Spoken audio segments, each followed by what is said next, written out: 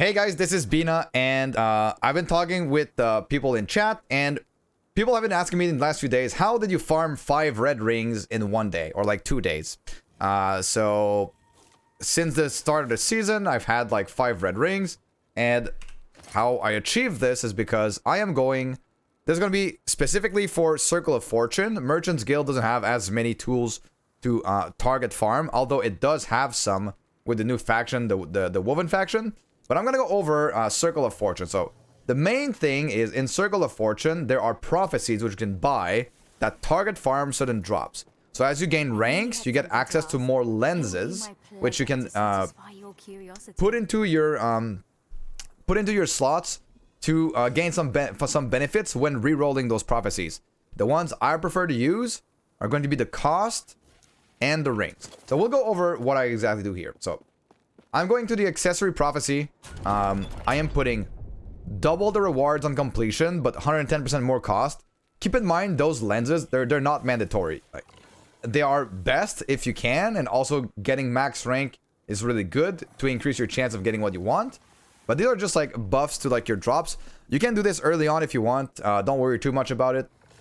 Favor is gained based on your experience gain as well. So the more favor you have, the more prophecies you can buy, and the more prophecies you buy, the more items drop, and the higher you are in corruption, the more experience you gain. So that's why you want to reach higher levels of corruption. So 300 corruption is the first soft cap for experience in last epoch. So it works like it's like the curve will be very steep at first to reach a 300. You'll gain way more experience, and then from 3 to 500 you gain slightly less experience per corruption. And then from 500 to 1,000, slightly less again. And then past 1,000 corruption, like, it's not really worth it if you lose any speed. So the optimal way of farming for gear in COF is going to be keeping as much speed as possible in your mapping and farming as many monsters that give you good experience bonuses. There might be some other strategies as well with the Weaver tree, with experience books and stuff like that. But the Weaver tree is very...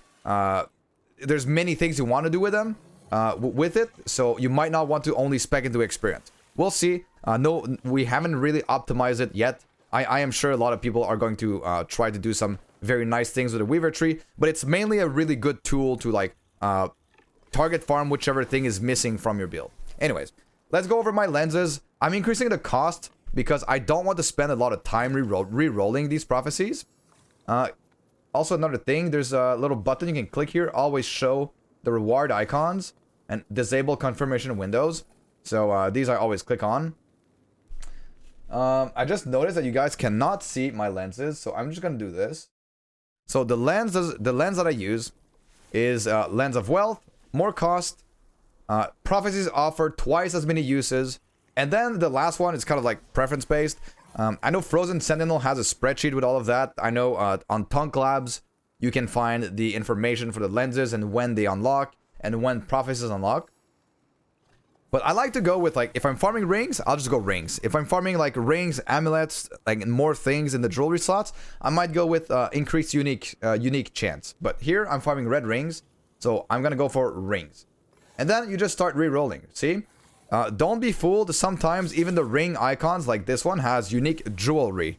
Jewelry is not only rings, it includes rings, amulets, and relics. So, yeah, you basically don't want to grab the jewelry, you want to grab the unique rings. It's going to say Death of a Boss in mono, sometimes it's high corruption, sometimes it's in the dungeons. Just pick the ones that you want to do. Some are more efficient than others in terms of price. But overall, I just go for whichever ones I feel like I want to do. Death of a Shade of Orobis, 300 corruption. I'll do this for sure. This one is jewelry. Almost got baited there. So you just reroll like this, and then you'll get some good ones eventually. I think on average, at least last patch, I think on average, one red ring was like not guaranteed, but like you should be getting one red ring with 200k favor. So keep this in mind. But you can farm multiple red rings. And after this, okay, I'll grab this ring. I'll grab a few other ones here. So you just re-roll like this. And then you grab whichever prophecies that you want. Arena tier 4. I'm not gonna do any arena, so I just won't pick it up, right? You reroll like this, and then you'll get crazy loot explosions when you are running. Death of Majasa. I don't want to do this. 14 rings to kill 7 rares in monos. Like, this is really good, right? So, the other thing is with the Weaver tree. In the Weaver tree, there are these imprint slots. The most OP one that I've found so far is Commoner's Riches. So this one will have a chance to drop a pile of similar items when killing enemies in irregular echoes. Extremely, extremely OP. First time I used this, it was with Phantom Grip Ring. I put this in here. The first map I did dropped me 5 extra Phantom Grips. So if you put red ring here, if you put the red ring here, when you get an extra reward, you have a chance to receive the echo. You have a chance to receive the jewelry or the armor. So use these slots to your advantages so that you can find more red rings. The two places for them are gonna be here and here. But in this Weaver tree, there's like all of them are pretty good, and you should be using them. So that is how you target farm red rings when you are in Circle of Fortune. You can also get the blessing for rings, right? There is a blessing, and do I have this here? Which one is it? Oh, this one here. So increased ring drop rate. So yeah, feel free to farm this one as well if you want to find more rings, just in general. So those rings have a chance to become unique, and those uniques have a chance to be a red ring. So all of these little methods alongside, if you want to really push for the red ring, maybe use all of your Root of Ascendances on ring. I have 128.